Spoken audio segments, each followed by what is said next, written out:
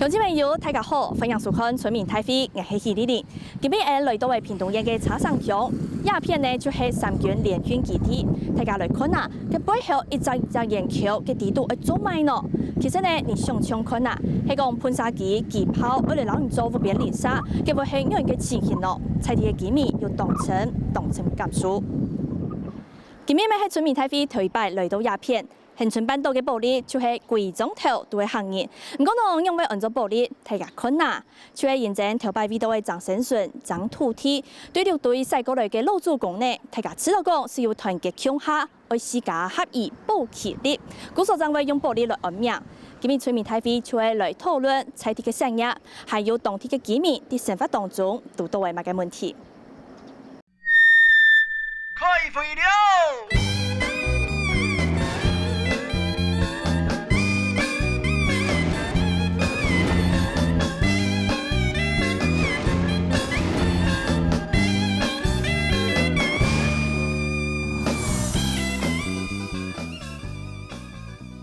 今日來到一個三山國王廟坪前哦，保安局頭前來開講，也係村民大會頭一擺來到茶上鄉嘅暴力。這邊呢也是車城鄉面積最大的，我們今天齊聚在這邊一起來開講。首先為大家介紹今天現場的來賓，第一位是頭一咧係屏東縣政府水利處嘅副處長龔貴峰，龔副處長你好。主持人好，各位鄉親大家好，各位鄉親大家好。你好，你好。好，接下來呢係茶上鄉公所嘅鄉長張春貴，張鄉長你好。主持人，各位鄉親大家好。各位鄉親時代按道嘅鄉親，大家是幫忙，大家好。好，雖然講吼暴力殺氣鴉片係客家種，唔過呢大家聽出韓國類嘅事件，就會聽聽的發現，認真鴉片其實講湯姆媽嘅合法誒。卻認真，隨着時間的慢慢韓化，這個我們這邊當地的鄉親呢，是跟河洛人還有原住民大家混居在一起，幾百年經過了，100-200年已經經過了，這邊的客家話慢慢的聽不到。不過呢，我們在現場做一個現場調查吼，怎樣你家己是客人的人，請舉手好不好？好啊，怎樣？不積啊，這我們現場還很多都是客家鄉親哦，大家齊聚在保利這邊。我們今天呢也邀請到從高雄美濃來嘅總太哥，你也本身就係行業吼，對美濃來嘅。係哦，嚟到有30年呢，多今年都30年。哦，因為讀到恆春半島咧一片來呢。都當初工作關係了做記者，台灣時報記者呢，就睇下就天氣下來，恆春半島有啲人情味該濃啊。該好相處啦。像也係恆春半島嘅客家族群分布嘅情形，差唔多係有青島咩？4個鄉鎮都有，但是最主要、最集中嘅，就係聽講茶上鄉嘅玻璃村，同其次就係同埔村。但係玻璃村啊，因為見大家喺度村外苗生，所以一個人口又慢慢的有流失。目前來講，馬上有1490人嘅人啦。同埔村嘛有400人嘅人，將近500人啦呢。再過來，恆春鎮雖然最大鎮啦，但是該分散，該分散，行人家就也冇人玻璃村咁多。哦，玻璃村先集中就最集中、最主要嘅。好，感謝總太哥。你看到亞總圖哦，我們在恆春半島這邊呢，車城鄉，今天我們在這個保利聚落這邊，保利村，其實它要追溯到過去，就是從六堆移民過來的，像這邊呢就可以分成4大姓哦，有姓馮的、姓張的、姓古、姓鐘，像我們鐘大哥一樣，很多都是從屏東竹田來嘅，冇像林路，還有國書其他所在鄉下集中來到保利村，還有呢，大家當初就是為了要開墾恆春的縱谷平原，來到保利、同埔，雖然講亞片已經湯姆媽嘅合法嘅，不過呢還可能到青島嘅客家文物第二個總頭地度。我們現在呢要邀請到的是保利社區發展協會的理事長王理事長。像現在雖然已經聽不到什麼客家話，不過咱家還是看得到客家的文化展現的所在，對不？是有什麼嘞？對，我們最慶幸的哈，就是我們客家的文化還在，比如那個咱的看包中碑，是包中亭。像我們今天在錄影的這個旁邊，就是三山國王廟、保安宮了，對吧？還有我們百年的宗教信仰是百年的那個三山國王廟，三山國王廟，還有我們新寧版的每年都有那個舉辦文化節，所以從开庄以来都没有停止过，是。这是我们坚持，非常坚持，嘿，就是这样的。像客家人就是以务农为主，我们这边保利也是，对吧？我们这边本来都是自产甲务农为主啦，嘿，其中嘛有迄个主要的农产物，就是讲水稻、水稻，嘿，还有洋葱，还有洋葱，在地的洋葱。对，洋葱伊的品质特别好，就是这个咱恒春半岛有这自然天然的这个落山风，是。所以呢，伊这日照嘛长啦所以伊的品质会算冠专台啦，冠专台。好，谢谢理事长，谢谢，请坐。就在车城乡，就在保利，我们这边呢还是看得到客家文化的身影，客家文化的踪迹在这边。但是呢，我们现在要来看到的是深入居民的生活，就在这个生活环境，就在这个地方，保利就是其中一个非常大的影响。因为呢，我们附近还有一个三军联训基地，很多乡亲呢就会讲，其实对大家嘅生活操守怎么睇嘅影响。我叫下田地向前嘅腳步，叫下落去看啊。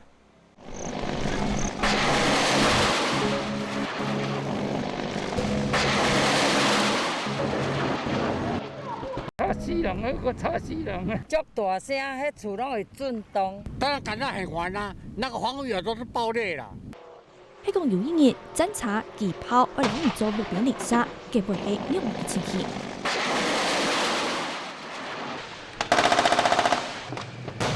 阮新妇做月来生囡仔日时也拍，暗时也拍，照明弹个声囡仔常常会惊拢会好啊！边个就讲是阿妈，你阿妈讲，我来甲恁抱。公家却举到嘅03三军联训基地，居民讲唔但像平時基地演練嘅聲音，還有用詞會影響到生活。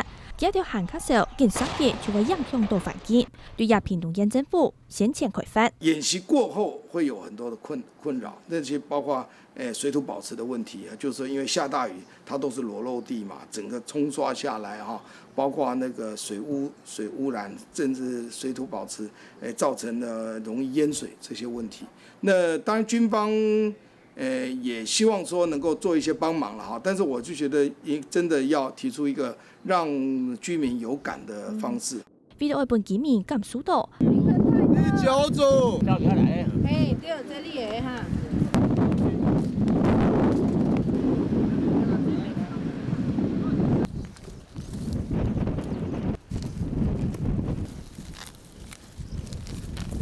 三軍聯訓基地平常時正業地方，還派阿兵哥來替農民數鋤頭。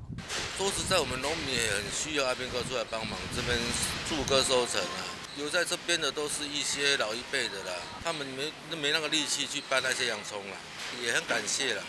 像我們這個年紀的男生，幾乎都不會做這個。為什麼？很辛苦嗎？真蠻累的。63歲體雄啲從頭是否程度無限切差，日日按當年當中，逢色嘅衫看起來當大眼，連續2天千10萬，唔過一下大家小嘅問題，還係冇辦法解決。農村牧林是講了該要聽啦，個回歸金1000萬了，我們車城鄉啊，我們保利村分的那個回歸金用在硬體建設。我們老百姓身上連1毛錢都1分錢都沒有得到。我們大概好幾個法律當然沒有辦法罰他了我們現在唯一的後來討論的就2個方式，一個就讓這些民眾他們提出公害糾紛，就是我們按照公害糾紛的程序，然後來做協調。幾廿年前就連夫妻嘅生命被殺唔過，白公廟嘅木檔咪炸出一粒孔，條南攞起來還可能到補起來嘅病者。韓國演習過後，散落嘅炮彈多多本居民攬起來嚟做狂獻鋪頭，層層貼貼嘅故事，看得出平常時嘅演習程度、民主、勤勞。就在車城鄉，就在保利村的接收宅我們這邊的居民呢，大家一直反映，其實很大生活品質受影響的問題。就像我們剛才在熒幕中看到的這段影片，大家深受三軍聯訓基地的轟炸之苦，所以也有人形容說這個基地是恆春3害。但我們今天呢，也有邀請國防部的代表一起来参加我们今天论坛，可是因为某些原因呢，最后是没有出席，并没有来到现场哦。假如有的话，我们欢迎着我们这边国防部的长官有空的话，有机会也可以跟我们乡亲多多来了解，多多倾听大家心声。我们刚才看到很多居民都说差西人实在是就差啦。我们这边要再请教在地的乡亲，实际受到这个影响非常大的，我们是不是请这边的乡亲跟我们发言？像牙布卡就喺啲基地附近的嘿。对对对，有啊。要疏导嘅影响係乜嘅喏？影响很大，影响太大。刚才那个点有看那个小孩子不能睡觉，小孩子真的没有办法睡觉，所以他密集演练的时间大概落在哪里嘞？大概时节青斗呢？大概是上午嘛，大概上午比较多了，晚上比较少了。是。那个我有一个建议就是说，你要演习，你们演习嘛吼，不要妨碍我们的工作。我们下田工作，你叫我们不要过去，那不对啊。引人讲要哈迄个受差，还有居住的环境跟基地太全那些嘛。对啊，对，错啊。不知道你吃到做用的给。我今天就是你那个密集那个工作那个涉及的时间了，密集啊。起码那个我们这一段清明节这段时间，你就最好就停止，就是我们要清明扫墓啊。这是我们客家那个追踪4年这个比较重要的一些。好，谢谢理事长，好呛筹。刚刚泰嘎共斗啊，就在我们生活的环境就在旁边，可是旁边又住了一个邻居，就是3军联训基地。这边要请教在地的村长保利村的村长，船长在你观察咯，这平常时是演练是足济是吧？101年，迄个咱的天平台风啦，101年的8月24日，天平台风伊的水呢甲咱满过咱的荷花，阮八咧迄站拄26年嘛，全林拢种淹水，拢淹到心肝水。淹到倒位来咧？淹到心肝来哦。较早有安尼的情形咯。过去是这淹是无遐大啦，是讲迄边现在会淹水淹到遮大水，就是因为呢军拢拍炮，迄个山顶拢弄松去嘛，变成土石流，从楼梯客人来。是讲迄个土拢松去啊，本来无安尼情形。拢楼梯客人来，拢伫迄个溪底拢塌的，无疏浚嘛，所以都满过荷花。将来我毋捌看到讲水讲遐大过满过咱的即个荷花啦。是。就是我印象深刻就是偏临台风，把即个水满过荷花来淹阮要了穿26年的即个村民安尼啦。好，谢谢船长。较早无安尼的情形，可是呢，是不是因为像村长所说的，可能基地的演习非常的频繁，造成环境受影响？还有其他的乡亲无？因军方摕阮百姓税金钱来建设因的军中的宿舍，伊拍炮会漏，迄开百姓税金钱，阮百姓是用阮家己的钱来贷款来起，居然无咧甲阮插，实在阮安怎讲，伊对袂？今仔日因无来，我本人甲八里村的村民非常愤慨。国防部，但是恁兜有受到这影响无？有啊，安怎会影响咧？厝闭去啊，落雨来就滴水啊，闭偌大咧？闭甲水会过来就对啊啦。好，了解，谢谢大哥哦。大家一直说到这个演习的频繁呢，是不是一直惹民怨呢？刚才说到乒乓球就大声的噪音干扰，甚至是房屋因为震动的问题，房屋受损。另外水。因为是不是像刚才村长有提到，因为这个演练，所以把这个土石都已经打松掉了，破坏它原本的过去的样貌。甚至我们刚刚也看到有这个居民就捡到了很多的这个弹壳，把它组成了炮弹步道。这看起来好像很厉害，可它会不会是一种反讽呢？所以呢，大家频频认为这样子的基地是影响地方甚多的地方。我们要请教乡长，我们大家受到这样子这么多的影响的话，我们乡公所的作为是什么呢？因为我们这边离3军联训基地是比较近啊，那如果有发生状况，我们都只要有村民反映，我们都马上跟那个3军联训基地的指挥官那边做联系。只有假如说有人的房屋受损了，那他会来修吗？曾经来修过吗？是这样子哦。那因为他会过来关心呐、那修的部分，军方的意思就是说，因为我们已经在就是说回馈金里面哦，就是回馈金都有跟回馈给我们了，所以说就是说过来关心而已。谢谢。哦，听起来乡长说的关心，实际上他的作为是什么呢？我们继续来看到这个基地，它目前有2000公顷这么多，横跨4个乡镇，包含车城。我们今天来到这边，还有其他恒春、满洲跟牡丹，它已经成立很久了。可是呢，这边的居民比它更早以前就已经进来了。可是它对大家造成的噪音的影响、水保的影响、环境的影响，像刚才提到水，它是不是因为打下来之后影响溪流的发展呢？所以大家有提到说水保的问题。那请教副处长，我们水保的问题的话，实际有来勘察过？这个细菌受到影响、受到阻塞吗？我想三军联训基地，它在这个地方，就诚如刚刚主持人所讲的，它大概60年代就在这边了哈。对。那因为长期的这个三军联训基地这个相关的演训其实已经造成山坡地它的演训基地范围内的山坡地的一个植生都被破坏。我要跟各位讲的就是这个点就是我们的保利村啦那你看到这一片光秃秃的，就是我们三军联训基地的一个演训场地。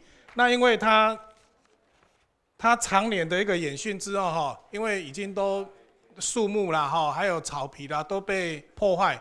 那破坏之后，因为旁边这个就是我们的保利溪，那它一下雨的时候，那个水土就流失，那就跑到河川里面那个河川就容易淤积。那淤积的话，我们的河水就容易溢淹出来，那就容易造成刚刚有位乡亲讲的。村长说到，当年做洪台也是就容易淹水。那其实，在93年以前，其实保利村或恒春半岛，是没有那么经常性淹水的。在93年之后，就经常性的淹水。所以其实93年之后，我们恒春半岛的居民其实对三军联训基地的一个动作就开始比较大了。那刚才我们也看到其实去年年底的时候，我们屏东县政府是有对国防部来开出罚单，那张罚单我没有记错的话是30万。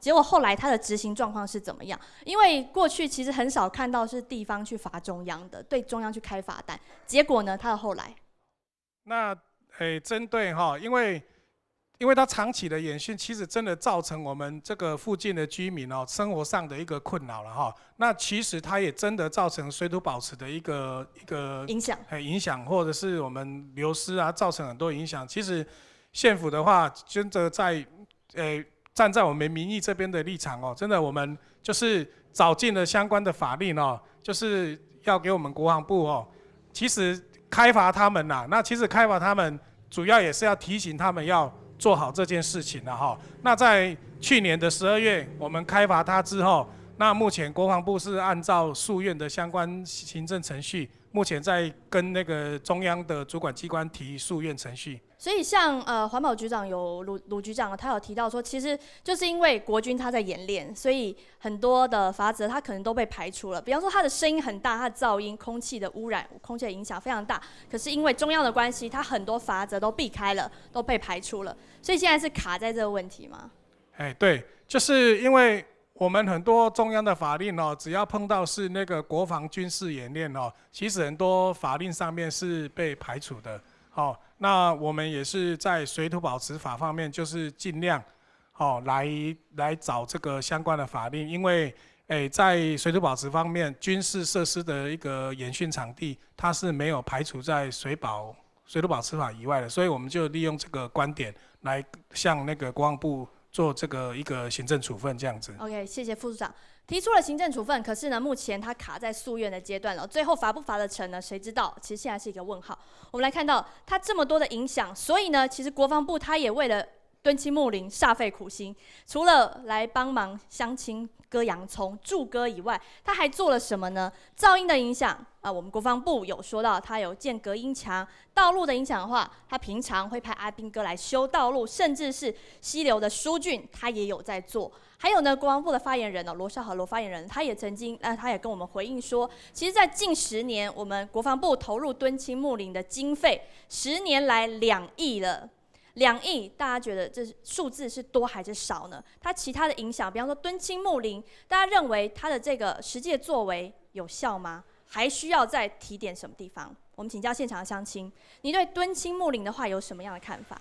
本地老百姓房屋遭受长期涉及，还有这个回去的这个轰炸，这个声音，这个大噪音呢，这个震音，正是我们老百姓生命中最受惊吓的这个生命杀手。第二，国防部拨下的专款由我们当地老百姓是我们当地老百姓长期的卖命钱，所以要用在老百姓身上，不要给我们限住东限住西这样使用。谢谢大家。谢谢王老师，谢谢王先生哦。还有其他的乡亲呢？刚刚提到哦，他这笔专款专用是不是现在有足够呢？还是另外应该您的建议是什么？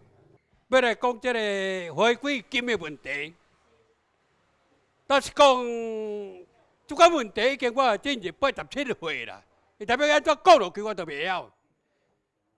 实际影响上大是啥物咧？这不是病啦，这癌症啦。所以55年就是至到即嘛，已经50年历史啦哦。高入高批，哪了甲算起来一年毋得20万尔，还咧计较。我希望这回馈金提高1000万。谢谢这位大哥哦。居民说呢，假如不再好好解决这个问题，未来不排除继续发动抗争。还有其他的乡亲会发表你的意见吗？我在饲牛做囡仔，在饲牛的时阵，保利的失业线是尖尖的啦，即摆拍了水变馒头去啊啦。这是因为演练的影响吗？馒头线拍了，阮的厝四个离了去啊。即摆攻击保利线伊即个烟雾毒气做一拢是一阮保利装来入来啦。阮这人干那输这毒气就到遐，大家都变癌症呢。你是讲空气的影响吼？好。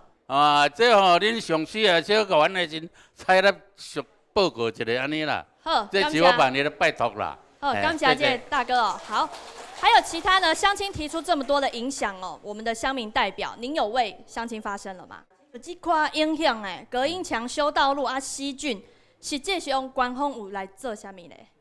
你有在你看？目前所做的部分，我拢无感觉到。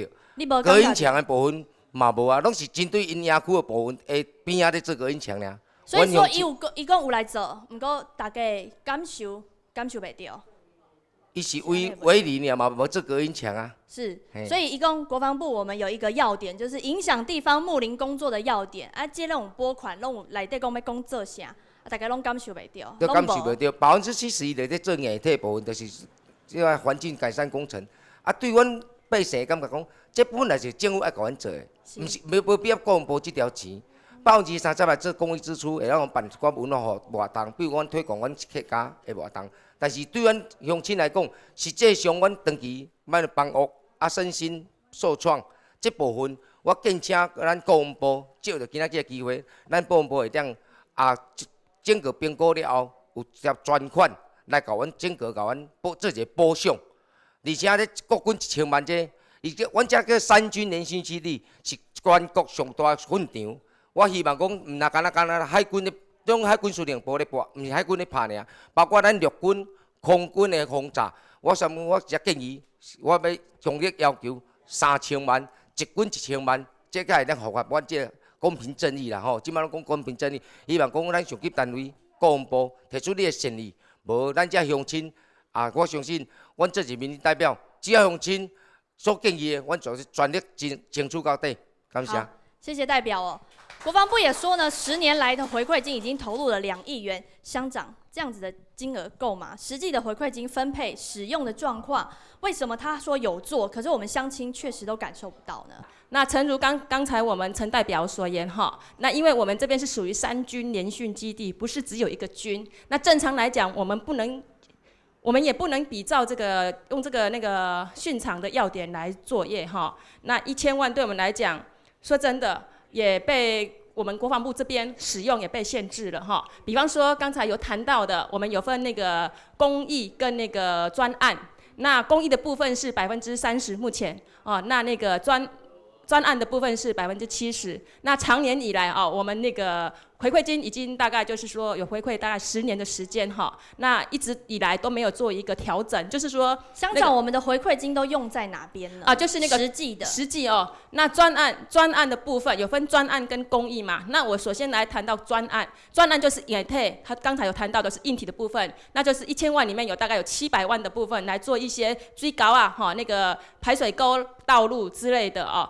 所以刚刚相信很多人说，比方说修道路，然后溪阻塞了要来疏浚，这些国防部在你观察的话，你在地的观察，一村之长有发现他们确实有来疏浚过吗？那对于疏浚的部分，也许他们有做，我没有跟公所这边通知啦，哦，默默的做，默默的做也不一定哈。那因为这个我完全因为我所以他是国防部来这边，假如说要来维护军民友好、敦亲睦邻的话，他是没有透过我们乡长这边来去做一个窗口的嘛。好，如果是军方自己本身要做的修缮或什么，他没跟公所这边知会。那至于如果在那个修缮的部分，只要在专案700万里面的部分，我们公所这边要呈报到上面去给那个审查国防部的审查委员会去审查，审查完以后啊，我们才能够去做执行。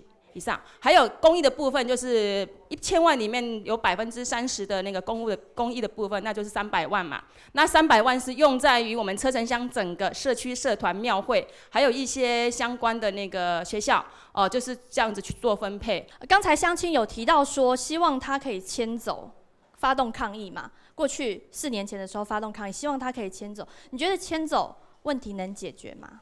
还是说其实已经木已成舟？没有办法。其实针对这个问题哦，因为这是国家的法令，还有国家的规定。你说要我们怎么，我们规定他要迁走，但也是不可能的事啦。那主要就是说要去真正的落实，真正的去落实我们的那个回馈金应该怎么样去执行？我觉得这个才是重点哦。有乡亲提说，他不好好再去改善的话，未来不排除再发动抗议，甚至希望他真的要迁走，有可能吗？要把演训基地迁走，我想是在地的居民或我们地方政府其实是希望他可以迁走啦。希望他可以迁走，但实际上又是怎么样？但是实际上，因为国防部的说法就是说，这个基地目前可能是台湾最好、最适当的一个基地，唯一一个可以执行3军演练的地方。对对对，那我要主张的就是说，那既然你国防部认为，因为国防对国家的很重要，那你认为这边是很好的基地，那你就更应该去维护这个基地，好，然后你更应该做好你整个基地里面的水土保持，好，可能你基地里面跟你上游的集水区，你应该好好的请专业的单位去帮你规划。做水土保持措施，做节水沟，做滞洪池、沉沙池，好相关的一个等等的措施，然后跟民众做好一个我们就是沟通，对对。那我就想说，那你既然认为这边很重要，我想军方就更应该用心的来跟我们在地的居民跟在地的这个环境。也就是说，军民友好真的要去做到，敦亲睦邻要做到让大家有感觉。对，我觉得他应该要再更用心啦，更努力的来跟这一片土地共同来寻求永续经营的一个方案啦。我是觉得，既然你认为这边很重要，我觉得你应该投入更多。那我会觉得民众会这么的一个就是激动的话，就是让民众觉得是你国防部要用这一块地，但是你有没有好好的经营这个地方？我想民众才会这么的一个就是激动这样子。对大家来讲，就是影响不停的发生，生活品质不断的降低。那这样一直拉扯，或许会说，就像这边我们说到这个军事演习基地，它影响在地的发展，很多人都认为它是阻碍地方发展最大的元凶。可是呢，大家也可以想想看，我们的国防安全、国防演习这个，难道平常的官兵不用训练吗？那国防安全不用注意吗？假如说未来发生什么事情，没有这个3军联训基地的话，谁可以承担呢？可是对大家影响却是一天一天不停的发生。我们也希望呢，上半场这么多的讨论，国防部糖眼一批，糖眼豆，未来呢还会持续来追踪以上的发展。我们先休息一下，待会节目现场回到另一个主题。已经担公感慨倒退，开青头山重海思。一担公中年开倒退，打开千里推风云丝。万切万切做担公，见怨见怨不会痛。俩个行人总错分，千古不必好好分。娘啊做担公，早死不会痛。俩个行人总错分，推相错。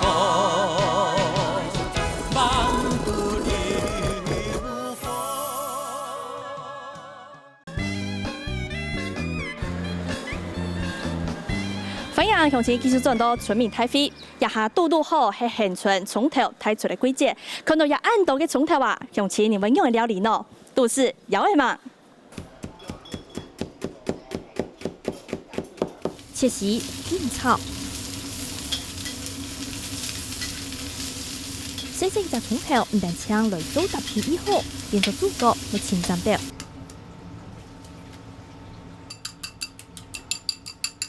简单嘅料理食出鲜甜，也出有营养，用丰富嘅葱头炒卵，系家家户户逐档接种看得到嘅美食。陆山峰采出葱头嘅好美食，还加采出葱头王国嘅好名声。阮家有陆山峰，所以当然食起来，当然阮家的洋葱在食是一定会较好食。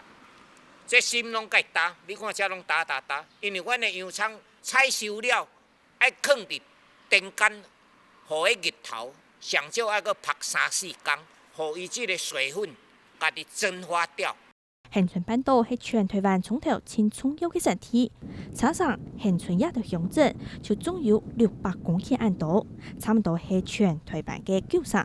今年105个种植面积剩214公顷，阮车城较早高峰的面积上高峰升到450公顷。廿几年嚟，关于种植嘅面积所感到伊厉害，老台湾境嘅天时影响有关系。早头是气候温度足高，对洋葱的生产就比较不利。到了国历快过年那个一段时间，要常常下雨，落雨落到洋葱冻袂了，死介侪。唔但只安呢，农村年龄老化都伊厉害，兼讲咪系动态嘅原因。数葱头嘅时间短短，耕种管理还冇办法，还较有效率，有几来见到嘅农民改变目标。像安尼火我钓落去，全年期拢总当个熟悉。你著管铁有咯，安尼来阮就生活着。种红龙果啦，还是讲种一寡较免用人工的一寡产业，迄是小部分啦。最主要是找无人工通做。无要收啊艰苦，要种啊艰苦。必须要做的就是整个国家的农业政策，就是洋葱台湾的消费量其实还蛮大的哈，特别是饮食西化，你还是会吃，从早餐就会吃到洋葱了，对不对？哈，所以如果是这样，我们是不是要有特别的针对屏东地区做生产专区？如果说做这种生产专区，我们是不是可以给一些诱因，也给一些保障？今年受到天时嘅影响，葱头减少为有误差。农民天天嘅工作，咪变做葱头王国，天初要面对嘅问题。大家都是摇的忙咯，也给团大家揾一心情，揾一主题来共度菜题嘅产业。现在呢，正好是洋葱的产季，大家一路走过来呢，可能空气当中你也闻得到微微的洋葱香。我们欢迎下半场加入的特别来宾，第一位是农粮署南区分署的分署长庄老达分署长，你好。大家好，大家好。分署长已经是我们村民大会的老朋友了哈，谢谢你。还有呢，屏东县政府农业处的技正吴正硕，吴技正你好。主持人，保利社区的乡亲大家好。车城乡农会供销部主任王启发，王主任。你好，咱保利的农民头家大家好。主任你好哦，今日早才在长头来哦，拄啊你 VCR 当中嘛有讲到吼，我们市场上买到的洋葱到底怎么分啊？即马买到的唔单只台湾的对不？你来教阮分解好不好？我首先来说明讲，咱这的洋葱，因为咱车城所生产的洋葱，目前有3种色，一种是咱所看到的黄皮，一种的是迄个紫色的，紫色的，一种的是白色的。啊，我们从它的外观要怎么分进口跟本土的嘞？欸我拿的是美国的哈，啊，主任拿的是我先讲台按台湾的，湾的。因为按台湾的就每一年大概伫10月底开始种，到隔年的3月初开始采收。所以按台湾种落到采收大概爱淹差不多5遍至6遍的水。所以日本人开玩笑讲，恁台湾的洋葱是用水灌大粒的。用水的吼。吼，这是这是阮气候条件的问题啊。对吼。啊，所以咱台湾的当然，咱台湾用水灌大粒相对，因为咱台湾的洋葱会较好食，就是因为咱的迄个纤维质介软丝，伊的甜分介悬。啊，主任，阮食长头有啥物好处咧？伊的甜分差不多伫11、2度，11、2度就含咱的西瓜足甜的啊，吼。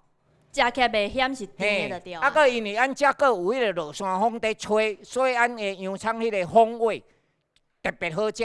我们也知道呢，我们屏东就是有落山风，所以恒春洋葱一直飘香。除了有气候优势，还有刚才提到日照非常的充足，也是我们台湾洋葱特有的一个优点，干燥少雨。再来呢，我们从这个分布图来看到，其实目前洋葱的生产面积最多的还是哪里？最多的还是我们屏东县这边占的产量是有高达45%，屏东最多476公顷。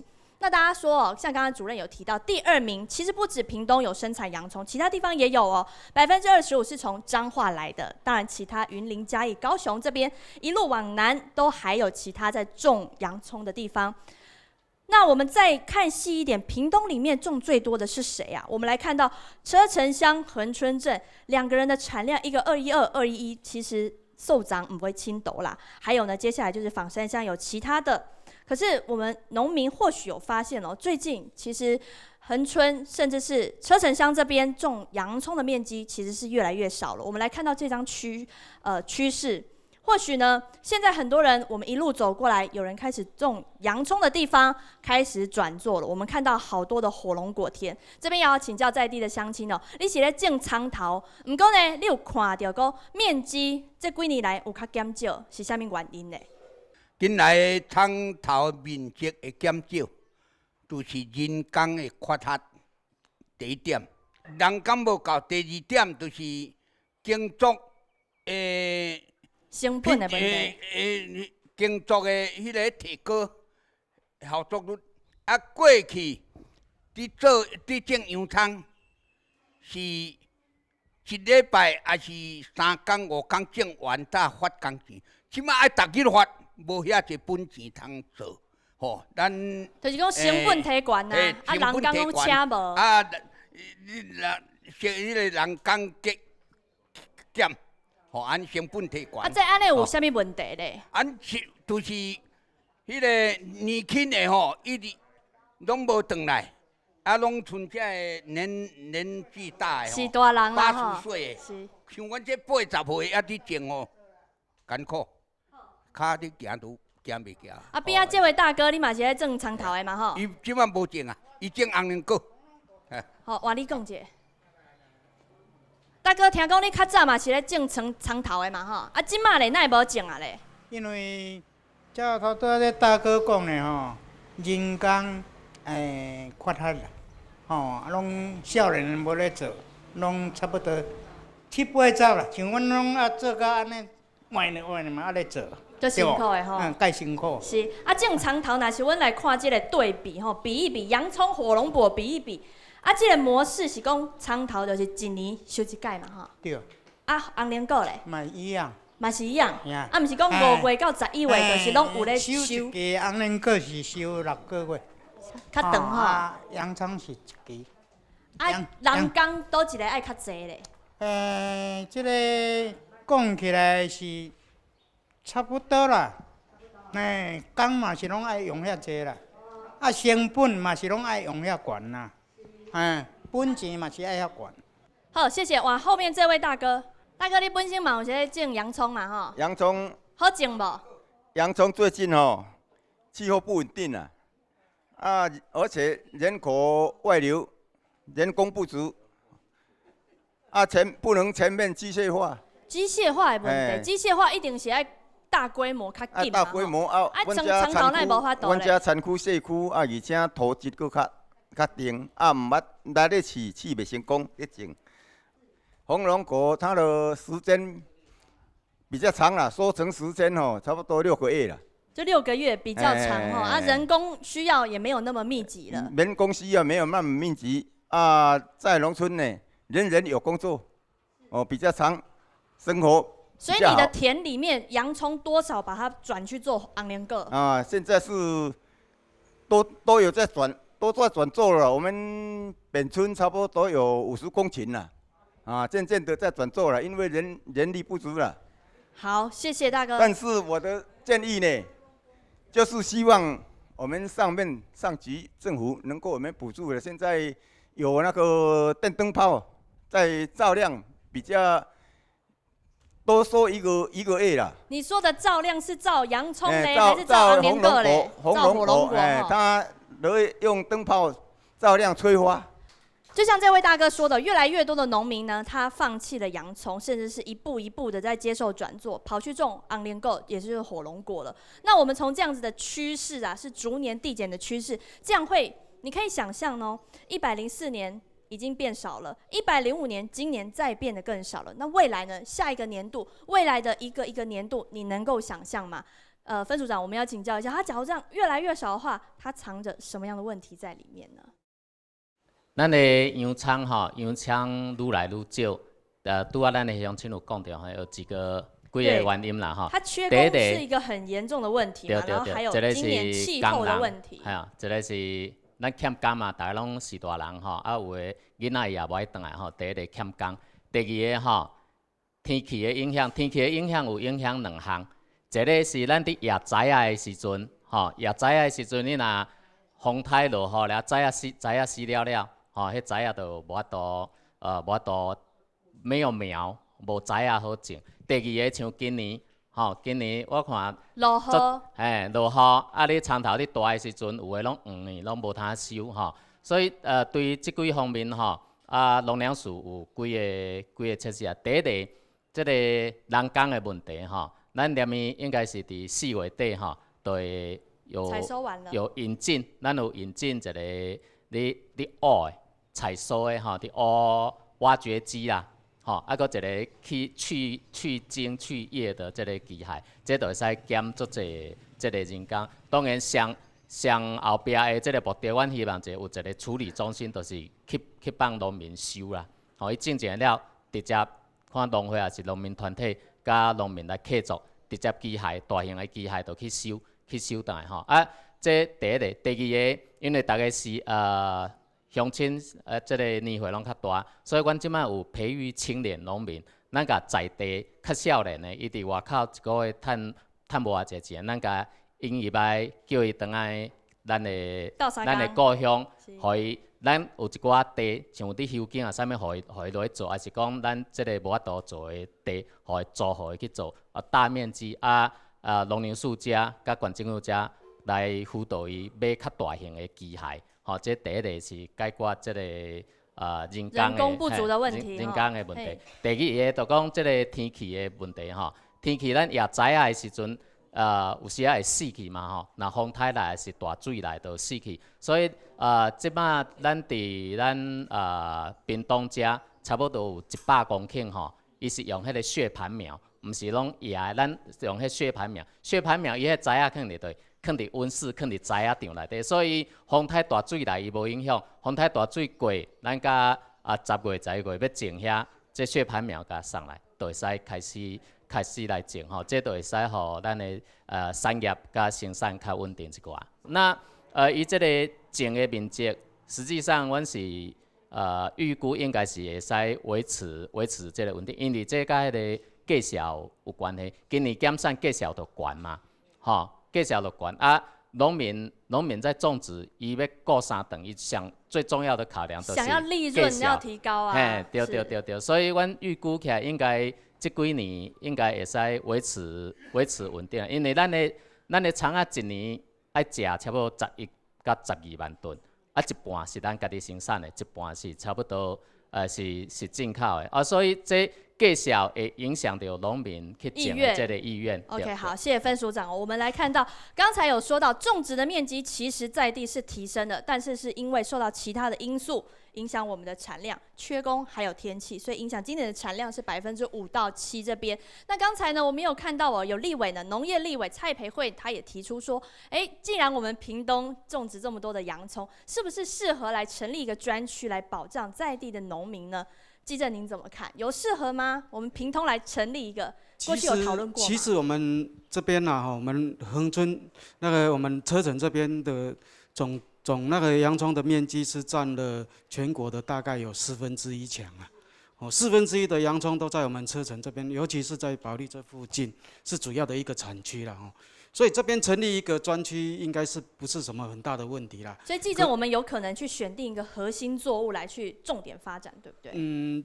对，这就针对因为在地也是主要的作物是水稻跟洋葱啦，做轮作的一个制度啦，所以洋葱在这边做一个专区的发展是一个很好的一个发展的作物项目。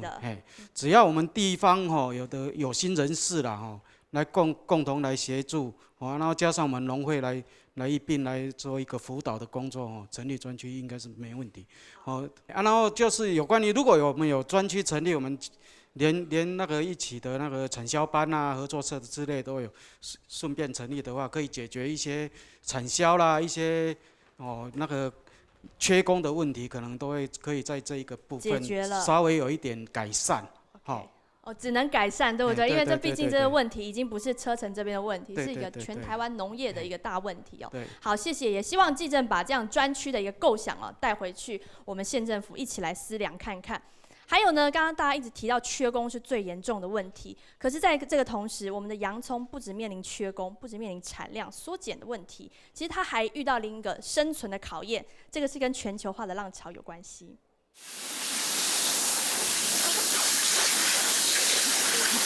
生产线好无限叱咤，按道嘅从头唔但搶炒起按當年嘅成本，還可炒起恆春半島嘅一片田。看天吃饭就算了，还要接受到那个进口洋葱的冲击，是有点不公平的。3星日咧，从头老技术起来过后，又到出来夹夹老技变落变上度的。中药片就是国内太型嘅从头太变上，一片弹枪一突天，真见为人哦。所以认真国内一般嘅从头老技买枪枪过后，也到从头出来溜溜小小병热吃程度的。安尼就做来听听咧，老技帮助国内嘅从头第4面红嘅时间。即个台湾种的洋葱抑阁无够阮台湾的国人食。因为事实讲，即个台湾进口的，阁比台湾家己本身国内所生产的量阁较济。本土嘅从头但搶台灣顏色就堅持唔來，其他嘅就會意思進口。本土嘅進口嘅比困難。做片沙較粗較高，皮油泡嘅就係台灣嘅從頭；油片沙較太口，還個皮硬較盤嘅，係現時進口量輕度嘅美國從頭。美國洋蔥因為它的皮厚，它吃起來很硬，比較好像口感沒有台灣的洋蔥那麼好。尤其是我們恆春的洋蔥，它口味特別好。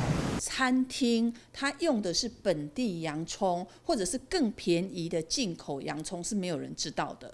所以未來確實會影響台灣洋蔥的生產，每個人都會有不同的經濟能力啦，所以他要買進口洋蔥，或者是他要買本土的洋蔥，我們也不能夠置喙，可是我們可以把訊息講得更公開，讓消費者做出選擇。104年初，從頭進口量就有6萬公噸可嘉。面對國際嘅從頭本地市場，國內嘅生意遇到動態嘅考驗。我們跟那個紐西蘭簽了 FTA， 大概在4年之後就是全面免關稅。假設是進口的話，我們事實上是沒有辦法對這種已經簽 FTA 的紐西蘭說，哦不行，你7、8月才能進口，冬天不能進口，你是沒辦法這樣要求的。但是我們可以做一件事情，就是我們做這個餐廳的這個認證。我們不怕紐西蘭啦，因為紐西蘭海運到這邊傷過太嚴了，海運會傷過懸。咱台灣應該還未開放中國大陸的洋蔥，但是就驚去走私啊，因為走私來往往中國大陸的物件，伊的洋蔥的價格會較俗啊，啊，较俗会造成市场乱去啊。乐山帮建议，面对进口政策，官员嘅成员要用原因，将做得啲国际贸易嘅政策好，唔会受到威胁，继续行光前打压亚战。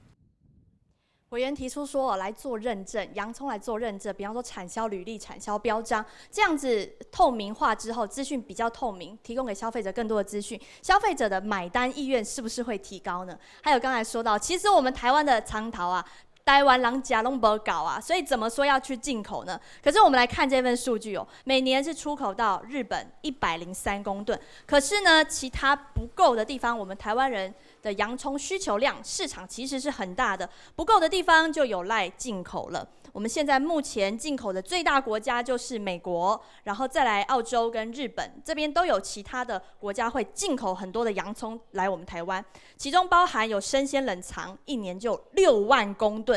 简直是比我们台湾的自己的产量更多了。那还有脱水干制，有其他比较少数的公吨，加起来已经那么多了。那我们来看到这个跷跷板哦，有没有可能我们用台湾的进口的量其实是很多的，因为就是太多人吃洋葱，因为知道洋葱非常的好，很喜欢吃洋葱，所以现在导致说一年进口要6万公吨这么多。可是看看我们国产这边的洋葱啊，一年只有53000多公吨。在刚才大家一直提到有缺工的影响，有转做的影响，甚至现在有一些新的贸易政策，未来有没有可能我们进口量会越来越多，导致台湾的这个产量继续的缩小呢？分组长，这是有可能的吗？这是我们大家需要担心的吗？还是其实就是已经吃太多了，进口来补我们这个缺口？好，我这甲大家说明一下吼，咱的洋葱一年食12万公吨嘛吼，啊差不多一半是咱家己生产，另外一半是进口。这是为什么呢？因为咱的厂啊吼，大家拢知影，即马开始伫收起来了，差不多5月就拢入冰库，吼食。市场食袂落，遐拢入冰库。咱入冰库了后，咱直直放，咱用1度放，迄两仓库拢设定摄氏1度吼。我有入去足寒。对，你爱穿迄个大衣入去吼。